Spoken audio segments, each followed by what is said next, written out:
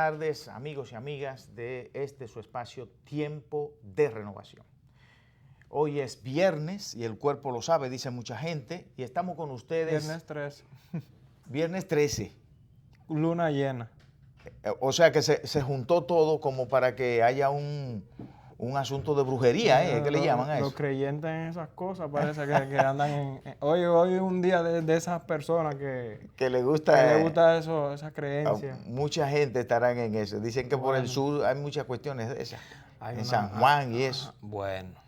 Bueno. Habrá que ver porque ponerse a eso con tantos problemas que tenemos en este país, ¿usted se imagina? No, y vamos a ver cómo va la ciencia. Estamos con ustedes hoy, Elías Veloz Tineo y Víctor Tineo. Vamos a estar con ustedes durante esta hora para conversar distintos temas del acontecer nacional, de nuestra democracia que cada vez se fortalece más, porque a pesar de que puedan haber distintos tipos de opiniones, pero de eso se trata la democracia. De eso se trata el derecho electoral, de que la gente tiene el derecho a elegir y ser elegido. Y ese es el concepto fundamental de la democracia. Lo que habría que ver es si la democracia dominicana va por buen camino y si se están cumpliendo los aspectos fundamentales y claves. Pero en el sentido de que hay un debate político electoral importante en la República Dominicana, de eso no hay duda, sobre todo a lo interno del Partido de la Liberación Dominicana, Elías. Evidentemente hay dos grandes fuerzas. Una es la parte del expresidente de la República y presidente del Partido de la Liberación Dominicana, Leonel Fernández, doctor Leonel Fernández. Y la otra parte es la nueva imagen de un bloque que se ha aglutinado en coordinación con el presidente de la República, que saca la figura de Gonzalo Castillo, es ministro de Obras Públicas y miembro del comité político del Partido de la Hasta Liberación. ayer era ministro todavía, hasta que ha salido el decreto del Sí, hoy podemos decir es ministro, porque hoy ya salió la designación del nuevo ministro, que es Ramón Pepín. ¿Y quién es Ramón Pepín?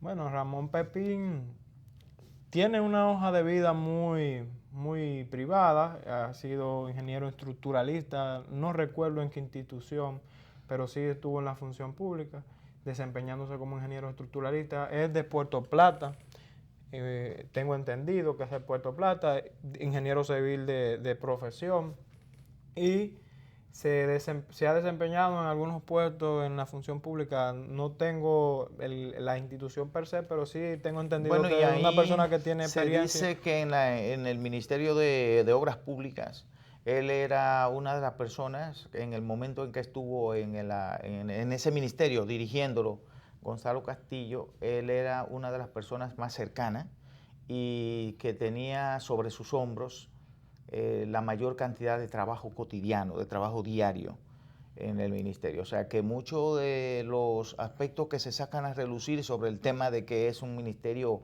eficiente y demás, efectivo, mucho de eso se le debe a él, al ingeniero Pepín. Bueno, ahora ya es el ministro de Obras Públicas, y lo que se espera es que ese ministerio haga la labor que ha venido haciendo en términos generales, ¿no? Para beneficio de la República Dominicana. Hay que decir también que en el presidente han habido una serie de nombramientos también, el servicio exterior y demás. Ha habido cambios también. Hay muchos que han llamado muchísimo la atención, que se ha generado un debate público incluso con relación a la hija de la Tora. Pero ahí hay algo que Cancillería emitió, como que no tenía conocimiento sobre ese nombramiento y no había llegado o algo así. Pero creo que ya sí está, no hay un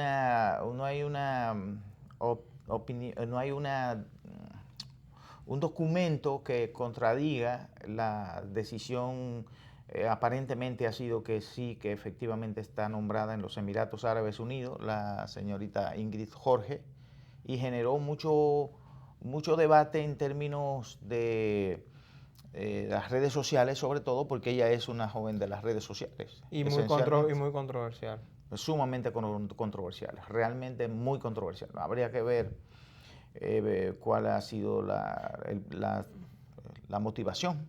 Hijo de gato, caza ratón, porque también es madre de la presentadora famosamente conocida como La Tora. Muy peculiar, por comentarios muy llanos, diría yo. Muy, muy llano, diría yo. Demasiado llano. Demasiado, ¿verdad? Entonces son dos personas que son bien conocidos por la palestra pública y que se han caracterizado por generar noticias controversiales. Algunas veces, y hay que decirlo con mucho criterio, en el caso específico de la Tora, algunas veces con un alto grado de irresponsabilidad. Muy irresponsable esa señora. Mire, entonces la cosa está que arde a lo interno sobre todo del Partido de la Liberación Dominicana. Pareciera que solo esa organización política va al proceso electoral del próximo 6 de octubre. No se ve la oposición. La oposición incluso se nota un poco tímida, diría yo. Muy tímida, como retraída. Están como retraídos. Hablan de cosas a veces que no vienen ni al caso. Como por ejemplo que no van a asistir a una reunión que convoca la Junta Central Electoral para el próximo 17.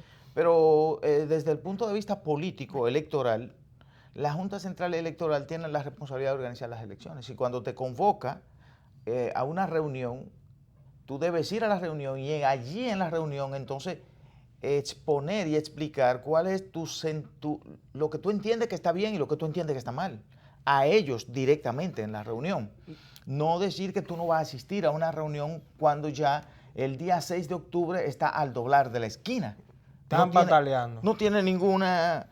¿No te parece ilógico? Porque en definitiva lo que tú debes ir y pelear por tus derechos. Y yo voy a hacerle una crítica a la oposición, en este caso al mismo PRM, porque tienen la costumbre de predisponerse a los procesos que son institucionales y en algunos casos que se hacen partícipes de estos, cuando salen de estos procesos dicen que fueron engañados. Entonces, ¿a quién le creo? Esa es la manera de tú hacer oposición. Esa es la manera y la oposición solamente fundamentándose en críticas y no propones mecanismos. O sea, críticas, y no hay una propuesta de generar un mecanismo para que se dé un resultado. Entonces, esa no es la forma de hacer oposición. Y esa no es la forma de tú convencer a un electorado para que cree en ti. Porque si tú te pasas el tiempo criticando, si tú te pasas el tiempo oponiéndote a los procesos, apartándote de los procesos, ¿qué va a pensar las personas? Van a pensar que tú lo que estás perdido. Pero por supuesto, porque la señal que tú envías, la señal que tú mandas, es una señal de incompetencia y de incapacidad. O sea, cuando tú tienes el liderazgo de una organización en un sistema como el sistema democrático, tienes que tener, al mismo tiempo que hace la crítica, tienes que tener la capacidad y la competencia para promover y proponer la alternativa, la posible alternativa a la solución del problema. Porque tú no le puedes decir a la gente, hay un problema. Ya los diagnósticos de los problemas en la República Dominicana, yo creo que lo tenemos todo. Yo creo que aquí para diagnósticos estamos ya en un nivel, diríamos, de doctorado. Tenemos vasta experiencia con muchos problemas históricos. Aquí, entonces, ¿qué pasa? Ahora no es exactamente cuál es el problema, ahora es cuál es la solución al problema. Y en términos de lo que es el día 6 de octubre, no es criticar y cuestionar, es plantear ya con lo que tenemos, esa Junta Central Electoral, este voto automatizado, que eso es lo que tenemos en este momento. Entonces, si hay algo que no está caminando bien, pues entonces plantear una salida. ¿Qué fue lo que hizo la Junta Central Electoral cuando visita al presidente Fernández? El presidente Leonel Fernández lo que le plantea es que él siente que en un proceso del 6 de octubre debería haber una representación de su candidatura en la Junta Central Electoral. Y por eso solicitan una reunión con la Junta Central Electoral. La Junta Central Electoral visita. Eso puede ser criticable o no, pero lo visita porque ellos le solicitan la reunión y ellos acceden a ir a esa reunión. Y ya es un precandidato oficial, o sea, que va a participar en un precandidato que ya está definido. Exacto. Por la organización política, que es el Partido de la Liberación Dominicana, por las vías correspondientes, que fue el Comité Central. Entonces, lo que está solicitando es tener la posibilidad de tener un delegado técnico y un delegado político ante la Junta Central Electoral, lo cual fue acogido por los miembros de la Junta Central Electoral.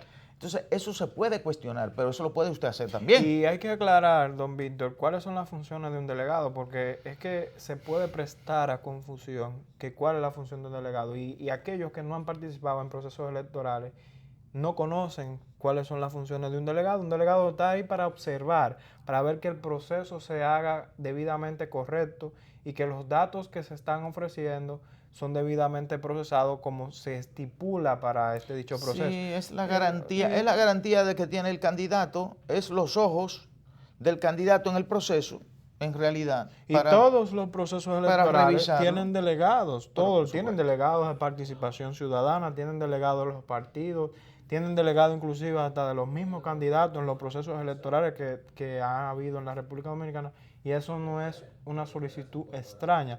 No entiendo por qué la oposición se sorprende con esta medida. Y es hasta cuestionable porque no es el rol que debe asumir la oposición tomando esta postura, porque envía un mensaje inclusivo de cuestionamiento al mismo proceso y también se degrada la imagen también de la oposición, porque también envía un mensaje de que ellos no tienen nada que ofrecer. Por supuesto, y además que es un proceso interno en el cual tienen ellos que definir sus candidatos también, porque ellos también tienen una gran presión encima, y es que tienen un proceso electoral cerrado, de unas primarias cerradas, y tienen alrededor de 1.3 millones de votantes dentro de su padrón electoral, y eso significa que entonces, si va a votar, por ejemplo, unos 300.000 personas, más o menos, hay que tener una logística apropiada y ahí cualquier cosa puede pasar. Ellos probablemente estén temerosos internamente de lo que pueda pasar. En el PLD las cosas son primarias abiertas, con padrón de la Junta Central Electoral, lo que indica que aquí puede votar todo el que quiera puede ir a votar a este proceso electoral.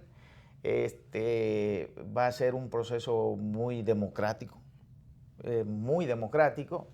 y ojalá que el día 6 de octubre las cosas vuelvan a su nivel, vuelvan a su redil a lo interno del Partido de la Liberación Dominicana, y que se garantice que se llegue a una concienciación interna respecto de que luego de seleccionado el candidato a la presidencia de la República entre estos dos precandidatos, el doctor Fernández y el licenciado Castillo, pudiera entonces ya arribarse a acuerdos internos, recomponer esa organización política que es un instrumento de vital importancia para la democracia en la República Dominicana, que es la organización que tiene mucho tiempo gobernando la República Dominicana, pero que cuando la gente observa los planteamientos a la solución de los grandes problemas, termina inclinándose todavía por el Partido de la Liberación Dominicana. Si observa, las últimas encuestas indican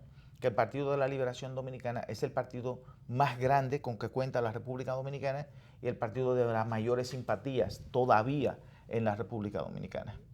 No, evidentemente 20 años en el poder no es coincidencia, don Víctor. 20 años en el poder es algo admirable, y es porque ha habido una dirección en ese partido, y es porque ha habido unos lineamientos en ese partido que al final, como han venido diciendo algunas figuras públicas dentro del Partido de la Liberación Dominicana, tenemos que cuidar el tono con que nos expresamos hoy en día, porque después del 6 de octubre habrá que, como usted dice, crear alianzas, crear acuerdos, coordinación para llevar ese candidato ya no a la candidatura del PLD como candidato presidencial, sino a la candidatura de la presidencia de la República en el proceso del 20. Entonces, invitamos a todos los políticos, no solamente los políticos dentro del PLD, sino también los políticos de la oposición, a que hagan una campaña política limpia, con propuestas y con un tono de voz adecuado, porque al final nosotros tenemos un compromiso frente a la sociedad, y esa sociedad merece que nosotros le demos lo mejor. Naturalmente que es así, la política es una ciencia y un arte, y como tal debe ser tratada. Los problemas se estudian, los problemas se discuten y los problemas se le plantean soluciones. El que no sabe hacer eso no debe participar en la actividad política, debe irse para su casa a hacer cualquier otra cosa. Pero la actividad política es una actividad social, meramente social, y es una actividad en la que se busca siempre hay un problema y plantear una solución al problema. No es hablar a lo loco, comportarse como locos, andar con las emociones por las nubes como si fuera un asunto de usted con otro. No, esto es usted con la sociedad. Cuando usted es un precandidato, cuando usted es miembro de una organización política, usted tiene que saber que es usted frente a la sociedad, frente a todo el país, porque de eso se trata la política, de crear condiciones para que toda la sociedad, para que toda la nación pueda mejorar y ser mejor. Esa es la idea fundamental. Y concluyendo con esta parte, yo creo, Elías, que Reinaldo Pared ha dicho ahora, hace unos 2 días me parece, que él se mantendrá neutral en este proceso electoral interno del Partido de la Liberación Dominicana como secretario general, y que además su equipo puede tomar la decisión que entienda conveniente. Una parte de su equipo está en el lado de el licenciado Gonzalo Castillo, y la otra parte ya sobre todo los equipos de redes que ellos les llaman, y la señora Ingrid Mendoza, que es la esposa del secretario general del Partido de la Liberación Dominicana, ha decidido que apoyará al expresidente Fernández. Así que así están las cosas en el PLD. Todavía no se ha visto una unificación total del ala de Danilo en el PLD, en el sentido de que todavía no se han reunido definitivamente ni el señor Francisco Domínguez Brito, Carlos Amarante Baret, y quién más, me falta alguien. Ellos dos son los que no han estado muy activos, ni tampoco hemos visto que han salido dentro de los coordinadores de provincias, porque hay los coordinadores de provincias ahora donde está prácticamente el gabinete en pleno en la coordinación de alguna provincia. En realidad está desde el ministro de Hacienda hasta el ministro hasta el superintendente de Valores y el miembro de la Junta Monetaria también, el doctor Jaime David Fernández Mirabal. Bueno, esto indica que esta va a ser una batalla muy fuerte. Está el ministro de Turismo, Francisco Javier, que tiene una experiencia... Vasta experiencia en procesos electorales. Extraordinaria. Victorioso siempre.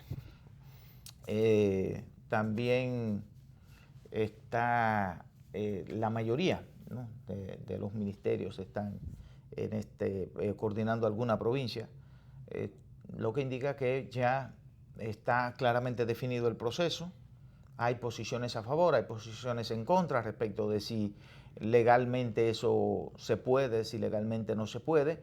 Esperemos a ver qué dice la Junta Central Electoral al respecto, si es que se inicia, alguien tiene la iniciativa de llevar un recurso a esta organización, porque nada más no es quedarse en el cuestionamiento y la crítica.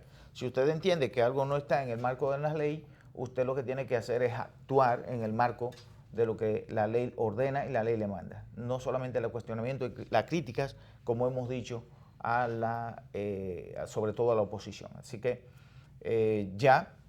estamos muy cerca del proceso del 6 de octubre y creo que la democracia saldrá fortalecida. Yo pienso lo mismo. Yo pienso que no debe darse ningún caso adverso en ese proceso del 6 de octubre. Pero hay que hablar una cosa muy importante, don Víctor, y hoy se estuvo la directora del Intran, Claudia Francesca, hablando sobre el crecimiento del parque vehicular dominicano, y hay algunos datos que yo traje hoy para compartirlo al público. Y es que hubo un aumento entre los años 2004 y 2018 de un incremento de un 149% del parque vehicular. O sea, crecimos más en vehículos que en personas. Y esto para algunas personas es de mucha alegría, pero para quienes vemos las cosas de la manera social e integral nos preocupa. ¿Por qué nos preocupa? Porque somos nosotros los dominicanos, no solamente usted y yo, Domito, todos, que sufrimos ahora, ya no existen horas pico, podríamos decir que existen. A todas horas sufrimos los grandes tapones que existen en nuestra capital. Y ella plantea un argumento muy interesante, que es que, que se debe de ya aplicar el régimen de consecuencias, que es prácticamente neutral. Y yo entiendo también que no solamente el régimen de consecuencias, que eso es parte de, sino la planificación de ese gran proyecto, que es la organización y el ordenamiento de nuestro tránsito nacional, diríamos, porque también sufrimos muchas pérdidas en las carreteras de personas que se trasladan de un pueblo a otro, y nosotros somos tenemos uno de los peores indicadores, y hay que decirlo, de la región. Y eso debe llamarse ya atención. Hay algunos proyectos que nosotros lo venimos comentando hace un tiempo sobre algunos parqueos que se plantean desarrollar, parqueos públicos. Pero hay algo que también no queda muy claro, que es la parte de los sindicatos de transporte, don Víctor. Son personas que todavía no se le ve el control que se le puede ejercer, y todavía siguen tomando medidas, inclusive han tomado algunas medidas con las alzas de los pasajes sin sin consultar ni consensuar con el organismo correspondiente. No sé qué usted piensa. Ya tú has planteado varios problemas realmente, sobre todo el desorden que hay en la ciudad, en las grandes ciudades de la República Dominicana, está a la vista de todos. También la indisciplina y la anarquía de muchos conductores, que no respetan nada, absolutamente nada, y cuando se le va a aplicar la ley se ponen bravísimos porque entienden que esto es una selva, que no hay que cumplir ninguna ley. Como dice ella, aquí hay que trabajar con el régimen de consecuencias. Hay un punto, sí, naturalmente, que del 2004 al 2018 tiene que ir también acompañado de que el crecimiento de la economía, el crecimiento de los ingresos de las personas en la República Dominicana, sobre todo el aumento de la clase media, que muchos no lo quieren, dicen que no, que la clase media en Dominicana es cada vez más pobre, pero esto es un indicador de que aquí hay una clase media que ha aumentado su poder adquisitivo, o tiene más capacidad de endeudamiento, pero tiene acceso al crédito. Y estamos viendo que en la República Dominicana, real y efectivamente, no es un asunto de que lo dice el Banco Mundial, el Fondo Monetario Internacional, o que lo dice el Banco Central de la República Dominicana. Es que en la realidad de los hechos se ve claramente que ha habido un crecimiento de la economía en la República Dominicana y que la gente tiene mejor calidad de vida. Porque si nosotros apartamos el problema que tenemos con el tránsito, que es grave, el que una persona pueda montarse en un carrito es un cambio extraordinario. Yo no sé si en algún momento te ha tocado andar a pie. Yo pienso que igual que a usted, don Víctor. Andar a pie en esta ciudad es algo con tedioso. Este calor y esta situación es algo sumamente tedioso. Es difícil de decir, de describir, muy difícil de describir. Entonces, cuando una persona logra adquirir un carro, porque también hay que ver todos esos elementos, es como ver la gloria. Es como ver la gloria. Porque puede llegar más rápido, no tiene que pasar todos estos calores, o sea, se le mejoran las condiciones de vida de manera extraordinaria. Además, es como una especie de sueño para la clase media dominicana. Es un sueño tener un carro. Sí. Hay gente que dura la vida en una gran parte desde que entra a un trabajo, lo primero que piensa es tener un carro. ¿Qué pasa? Que hay que cambiar eso, Elías. Esa cultura hay que atacar. ¿Cómo hay que cambiar esto? Esto hay que cambiarlo haciendo inversiones públicas bien estructuradas, bien dirigidas, bien organizadas. Aquí se habla del metro, que fue una salida, una solución, ha jugado un rol real y efectivamente en determinadas zonas donde está funcionando.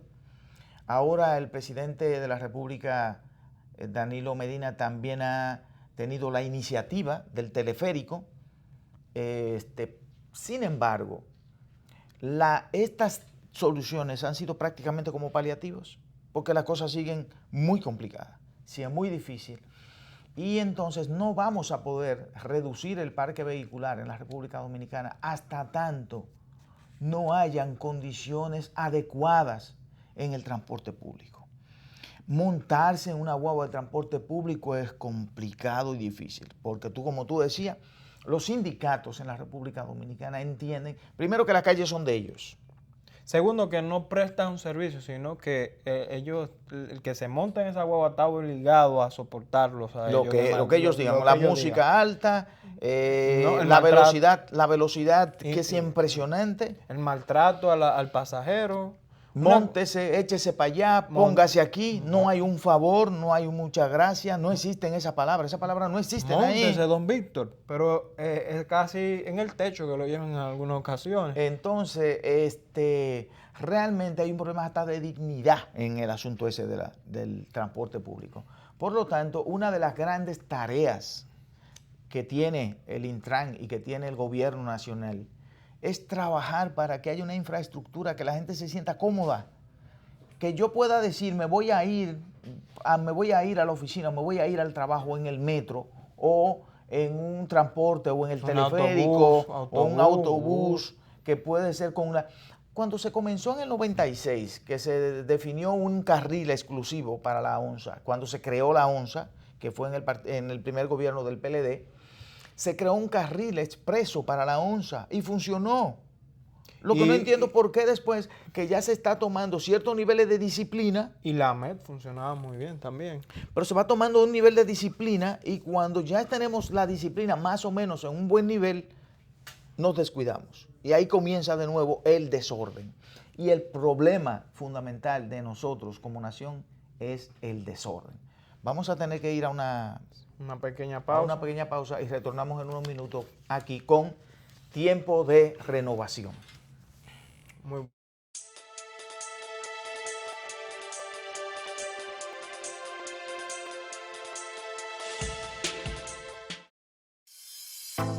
Es bueno saber que los suplidores de almuerzo escolar han crecido de año en año de manera significativa. El año pasado éramos 986, este año 1167. Y ya estamos en el proceso de selección de los suplidores del próximo año escolar y estamos seguros que se va a alrededor de los 1350. Entonces, ese crecimiento tan significativo nos dice que esto es una gran oportunidad para contribuir al fortalecimiento de nuestros suplidores. Con ello se fortalece el INAVIE también. Contribuimos a seguir, a dar paso a una política de gobierno del fomento a las pymes y al mismo tiempo nos preparamos de cara a lo que viene ahora por venir, que es las compras locales conforme estableció el señor presidente de la República en el decreto recién votado, y que nosotros estamos ya tenemos nuestro poder de instrucciones de conjuntamente con compras y contrataciones hacer las adecuaciones del lugar. En el INAVIE somos bienestar. Para nosotros es sumamente importante porque ¿qué es lo que buscamos con esto? Y con esta alianza con los centros públicos. Es apoyar a los suplidores para que sean mejores empresarios, tengan mayores capacidades para tramitar sus solicitudes de pago, sepan sacar mucho más ventaja a sus negocios, pudiendo establecer planes de negocio.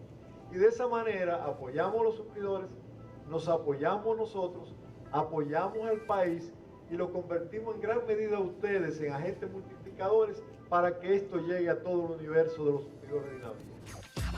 En el INAVIE somos bienestar. Mujer dedicada hasta lo último, hasta el infinito. Y desde allí se sigue proyectando como la gran maestra, la gran amiga y la gran compañera que ha sabido ser durante todo el tiempo. Supo sembrar en tierra buena y cultivó, y hoy en día se podría decir que ella está cosechando del cariño, el afecto y la dedicación de todos esos muchachos, y no solamente de los estudiantes, sino de todos los maestros que trabajamos junto con ellos.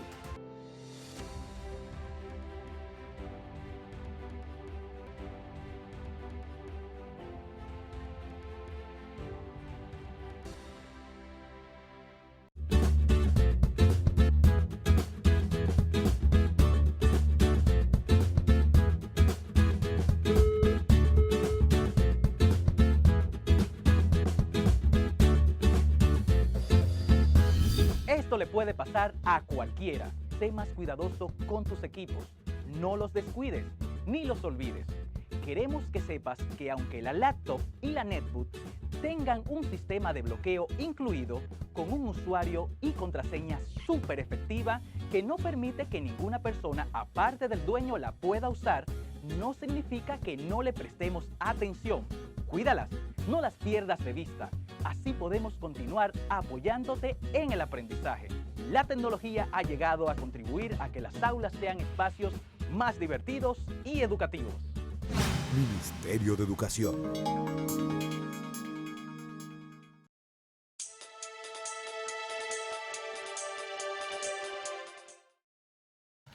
Continuamos aquí con tiempo de renovación. Elías, si tú dices que Jean Alain Sí, hoy hubo... Rodríguez está tratando de que le aprueben una ley en el Congreso, pero Pero don Víctor, usted que es abogado, y yo quiero que usted me aclare esa parte y se la aclare al público televidente, ¿hay que hacer un mecanismo, un proyecto de ley para eso? ¿O se podría tomar una medida administrativa? Porque Bukele yo creo que hizo algo similar sencillo. Si hay nada más hay que tener claro el asunto de los que son los presos preventivos, que pudiera quizás haber como una línea de permiso pero las cárceles son los lugares donde va la gente que ha violado la ley, que ha vulnerado la ley, el derecho de alguien, el derecho de otro, y sobre todo en el plano penal, no en el plano civil, sino en el plano penal. O sea, ahí hay un problema de carácter de orden público. ¿Cómo es posible que en una cárcel una gente pueda tener un teléfono? Pero además desde las cárceles aquí se cometen muchísimos actos y muchísimos hechos. Igual pasaba, como tú has dicho, en El Salvador, que se ha reducido, valga decirlo, y hay que reconocérselo a ese muchacho, a Bukele, que ha mostrado que tiene mucho carácter. Se ha reducido los niveles de homicidio de manera extraordinaria. Ellos celebraron hace unos días, creo que hace como 2 meses, que habían por primera vez durante muchísimo tiempo 0 homicidios en un día. Porque todos los días hay homicidio. Todos los días del mundo. Y porque un día no hubo un homicidio, fue una celebración nacional. Y esos son entonces resultados de buena medida. Yo te voy a decir una cosa. ¿Y qué se hizo con las cárceles? Bueno, se tumbó la señal. No hay se señal. Se tumbó la señal en todas las cárceles. Pues definitivamente la República Dominicana no podemos continuar con esa doble moral, esa doble cara, esa doble matiz para todo, esa hipocresía. Somos demasiado hipócritas cuando estamos en las posiciones de dirección del Estado. Los que van a la cárcel, si hay que buscar si hay que delimitar entre lo que son preventivos y los que están ya condenados, se busca un mecanismo para eso, pero no puede nadie que haya sido condenado ya tener un teléfono en la cárcel. No. Y es un privilegio. Usted le tiene un canal abierto. Pues eso es un privilegio. Hacia el mundo todavía. Y se supone que esa persona no debe tener contacto con la sociedad. No. Esas son decisiones que se pueden tomar de manera administrativa. Yo no tengo que esperar ninguna ley. Bueno, si la ley, me aprueban una ley, pues perfecto. Amén.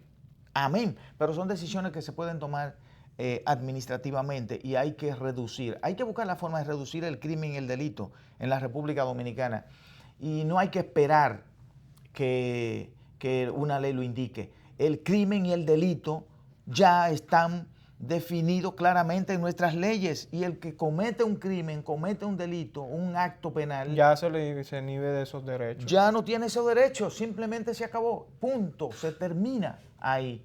Mire, y ¿por qué le hago la pregunta y saco el tema? Porque nosotros analizamos algunos indicadores internacionales y hemos ido degradando con relación a los mecanismos regulatorios dominicanos. ¿Qué pasa? Tenemos muchos mecanismos regulatorios, pero a veces esos mecanismos lo que hacen es entorpecer los procesos. Y qué bueno que usted aclara el por qué no necesariamente hay que hacer un mecanismo regulatorio. ¿Qué es un mecanismo regulatorio? Preguntar al público. Es una ley. Entonces, si se pueden tomar medidas administrativas que agilicen los procesos, entendemos nosotros que no se necesita hacer ningún tipo de esfuerzo en formular un proyecto de ley o un anteproyecto de ley para agilizar y crear un beneficio y un impacto para la inmediato. población, Inmediato. como pasó con Bukele. ¿Qué fue lo único que él hizo? A partir del próximo, que yo cuento, todas las señales de los teléfonos en las cárceles estarán inhabilitadas, deben estar inhabilitadas. Dicho, lo ordeno a qué sé yo quién. Pero por Twitter, lo escribió fue en Twitter, se puede buscar, y se cumplió con esa orden, ese mandato del presidente de la República, y se acabó el asunto. Se terminó. Sí, sí, se algo tumbó la hay, señal y simplemente ya. Y son medidas que generan resultados inmediatos. Positivos, O sea, positivos. exacto, resultados Porque uno de los países positivos. más violentos de Centroamérica, El con las Salvador. maras y los grupos, es El Salvador. El Uno de los Salvador. más violentos del mundo. Y ellos están teniendo niveles de violencia, cada vez se está reduciendo por las políticas públicas. Las políticas públicas juegan un papel importante, vital, porque es como nosotros hemos venido diciendo desde el principio, Elías. Si hay un problema, lo que debe haber es una política, como tú dices, que sea clara, con reglas mínimas. No hay para qué crear un montón de reglas, una cosa, una maraña. Que cuando viene a ver, don Una Víctor, maraña. creando ese mecanismo regulatorio, usted entorpece otro. Porque hay que aclararle al público que cuando uno saca un mecanismo regulatorio, se citan algunos mecanismos regulatorios anteriores para ser derogados. Entonces podríamos estar derogando un mecanismo regulatorio que sí esté funcionando. El gobierno central sí le ha puesto ojo a esto. Hay algunas instituciones que están haciendo el esfuerzo de crear un equipo estatal para que esto se regule, porque los índices de competitividad del país en ese sentido deben aumentar y se está trabajando en ese ámbito. Pero Sí. no podemos seguir sacando leyes por sacar leyes. Por supuesto, además que el presidente de la República creó una dirección de competitividad, que la dije el señor Paz, que está en campaña ahora. Ojalá que no se olvide que está dirigiendo esa institución, que es de vital importancia, porque lo que busca esta institución es reducir la burocracia que no juega un rol, que no juega un papel, para aumentar entonces el nivel de competitividad. O sea, hay algunas instituciones que hay que dar 5 pasos para lograr un objetivo. Y tienes que ir aquí, te mandan de aquí para allá y de allá para acá, y entonces tienes que... No, mientras menos pasos se tiene que dar y más rápido se puede llegar al objetivo, mejor. Y ahí está La eliminación de todos esos procesos. con la República Que Digital. se ha jugado también un papel importante. Muchísimos servicios ya están a nivel de la página, de un clic, como se dice. Y entonces, en ese sentido, se ha avanzado. Pero hay cosas que a veces te salen algunos funcionarios con algunas ideas que pareciera que no se han leído bien los mandatos que ellos tienen, o sea, las funciones que tienen como tal, que tienen que jugar su rol, jugar su papel. No todo lo puede hacer el presidente de la República. No. No todo lo tiene que hacer el Hay presidente de la que República. estar alineado. Don Víctor, y hay que hablar algo que preocupa, y es el tema de Haití. El tema, hoy hubo una manifestación que ocupó el Senado y logró boicotear la sesión en la que se iba a ratificar el nuevo primer ministro, Fritz William Mitchell. Pero hace mucho tiempo, nosotros lo hemos tratado más de una vez aquí, el problema que tiene el presidente Juvenal Moïse, en el sentido de que no ha podido tener estabilidad como presidente, que ha propuesto ya 3 primeros ministros. 2 han tenido que salir por la situación de crisis que se le ha presentado al presidente Moïse, y ahora entonces está tratando de crear las condiciones en el país para tener un primer ministro. ¿Por qué es importante en Haití un primer ministro? Porque la forma de gobierno de ellos no es como la nuestra. parlamentaria. Es parlamentaria. El Parlamento juega un papel importante en Haití, juega un rol vital para la estabilidad de ese país. Mientras tanto, no han tenido estabilidad mientras el presidente Moïse está hoy. Claro, porque si el órgano más importante, estatal, el Parlamento, no está funcionando, no se generan los mecanismos regulatorios que veníamos hablando, el Estado se ve en un letargo. En una especie de letargo, no se está avanzando, hay una situación de crisis. En estos días era el caos de la gasolina, no había gasolina, se estaba incluso traficando con gasolina desde República Dominicana. Hay una situación que sigue siendo tensa con el tema de la comida. Sí, incluso se ha hablado hay de un problema de de desnutrición ayuda grave. humanitaria y Sigue habiendo problemas, el problema de la infraestructura, sanitario, un problema el problema de la identidad. Entonces, todos estos problemas juntos es como una cosa que no tiene prácticamente una salida a la vista. Pero yo creo que en definitiva ahora hay una reunión en los próximos días en la Organización de las Naciones Unidas, que es la reunión anual de los presidentes en los próximos días. Ahora no tengo exactamente la fecha, pero ya comienzan. Yo pienso que República Dominicana debe plantear en la Organización de las Naciones Unidas, en este foro global, la necesidad de que se le preste mayor atención a Haití. A veces se dice que el tema de la soberanía, que no se puede hablar por otro país, pero yo pienso que en un momento el presidente Fernández lo planteó a nivel de las Naciones Unidas. Las Naciones Unidas no han jugado su papel, la OEA tampoco ha jugado su papel en el caso de Haití. Hay que prestarle atención a Haití. Hay que prestarle atención a Haití cada día más, porque el problema de Haití es un problema regional. Ahora, con el problema que tenemos en Venezuela y en los otros países de América, el problema que tenemos en Argentina, el problema que tenemos en Brasil, la situación de México y la frontera, Haití pasa a un segundo plano, muy lejano segundo plano. Sí, porque estamos hablando de problemas de grandes economías dentro de la región.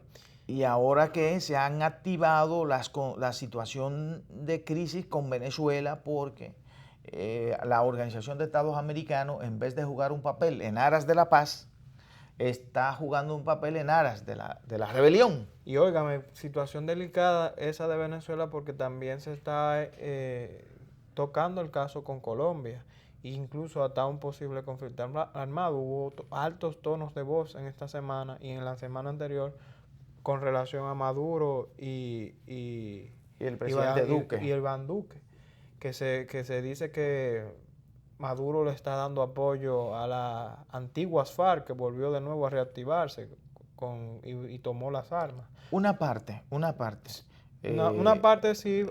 Porque una parte sigue como... Pero esa parte civil, que sigue como civil, inclusive ha planteado cambiar el nombre. O sea, que se quedaría solamente la FARC armada. Piensan cambiar el nombre para limpiar la imagen. Y es lamentable que no es un conflicto nuevo eso de Colombia y Venezuela. Ha sido un conflicto histórico. Se decía, viene, desde Chávez viene ese conflicto con relación a unos territorios que se dice que eran de Colombia y que no, que son de Venezuela. Unas islas, creo yo que son. Ay, sí, pero también hay el problema de carácter político, también esencialmente. Y ahora con esta situación de que los Estados Unidos están metiendo las narices con intereses en Venezuela, se ha agravado el conflicto. A mí lo que me preocupa también, Elías, es que América Latina ha perdido la capacidad de visualizar el futuro. Perdió los líderes latinoamericanos, como no están estudiando mucho su pasado, entonces no entienden qué puede pasar en el futuro. Se han vuelto paternalistas, buscando padres. El TIAR, que es el Tratado Interamericano de Asistencia Recíproca, TIAR se llama, lo que en esencia busca, en este caso que se está reactivando, es la idea de que lo que pasó en Dominicana aquella vez con la Organización de Estados Americanos, que se aprobó una intervención, ¿verdad?, de la Organización de Estados Americanos en la República Dominicana. El TIAR, la idea del TIAR en este momento tiene un componente que no se ve, pero el plan es buscar el mecanismo latinoamericano de generar un ambiente a los fines de crear las condiciones para la intervención en Venezuela. y que no sea exactamente los Estados Unidos, sino que sea la Organización de los Estados Americanos, con el asunto del TIAR. República Dominicana participó, pero dijo que respeta la soberanía, votó para que se reactive el tema del TIAR. Ojalá que no se cometan locuras, que no se ha podido cometer todavía, pero que no se cometan locuras, porque el asunto de intervenir un país, usted sabe cuándo entra, pero usted jamás sabe cuándo sale. Veamos el caso, señores, de Afganistán. Y de Irak. Y Irak. Pero Afganistán cumple 18 años ya, don Víctor. Lo de Afganistán ha sido una cosa de locos. Y Afganistán, la intervención en Afganistán contó con el apoyo de las Naciones Unidas, que no fue unilateral. El problema de Irak fue que fue unilateral. Estados Unidos tiene un dolor de cabeza muy grande con lo de Afganistán, porque... lo que pasa es que es un complejo, hay una complejidad política con Afganistán, porque son tribus, y esas tribus siempre han vivido históricamente en conflicto. No hay un afgano de esta generación que no haya nacido en guerra. Todos han nacido bajo la guerra. Bueno, han peleado con el mundo entero, pelearon con Rusia, pelearon con los Estados Unidos, después volvieron a pelear entre ellos mismos, peleaban entre ellos mismos, luego entonces se están peleando de nuevo con los Estados Unidos. Y usted sabe lo que yo pienso que tiene en mente Estados Unidos. El temor de Estados Unidos es que le pase lo mismo que en Vietnam, en Afganistán. No van a salir porque el gobierno afgano que está actualmente, por decirte un gobierno afgano, es puesto por los Estados Unidos, con unos altos niveles de corrupción, porque todavía los indicadores de tráfico de opio en la región son sumamente altos. Por supuesto, porque ¿quiénes son los que más fuman droga en el mundo? Son los Estados Unidos. Y entonces, desde que y es el capitalismo. ¿Y qué es lo que pasa con el capitalismo como sistema? Que lo que me conviene a mí, pues yo lo voy a hacer porque yo no tengo restricción. Y eso de que de la moral y de la ética, donde hay dinero, ahí mismo se enterró, porque eso es lo que hacen esos militares. Si existe una posibilidad de generar dinero rápido, traficando con opio, lo van a hacer. Y hubo una salida ahora de uno de los asesores más cercanos del presidente Trump, de John Bolton. Hay que decir, sí, y él dice el presidente Trump que John Bolton había que salir de él por el tema de Venezuela y por el tema de Irán.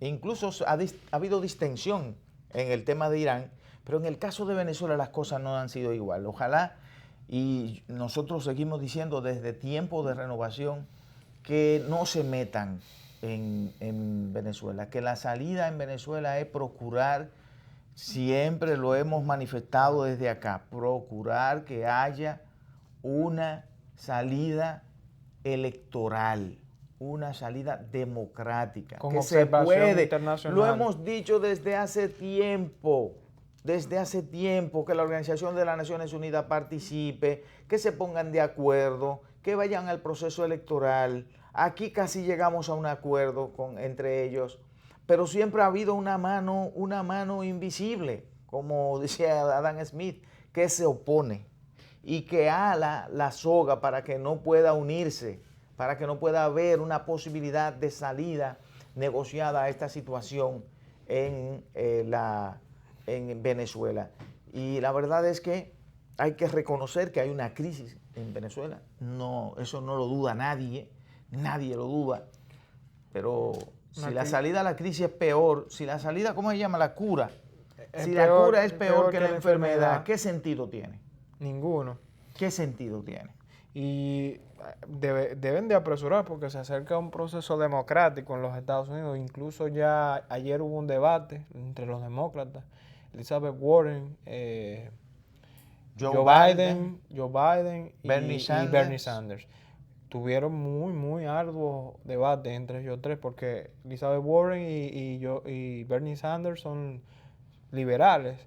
Biden es un poco más conservador con relación a las políticas que plantea Warren y Bernie Sanders.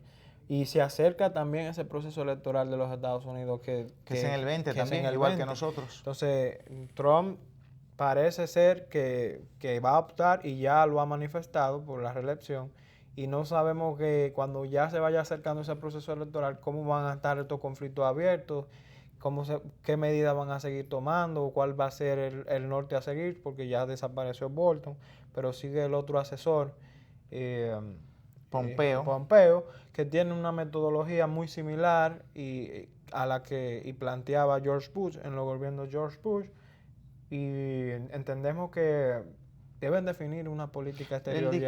El discurso del presidente Trump es un discurso que va dirigido esencialmente a una clase media estadounidense que se ha quedado atrás, que no ha podido entrar en el tren de la posmodernidad, que ahora se llama así, o poscapitalismo o sociedad del conocimiento, que esencialmente está vinculada al desarrollo de la tecnología y el vínculo que tiene la tecnología con el empleo y con el desarrollo de las capacidades productivas de la nación.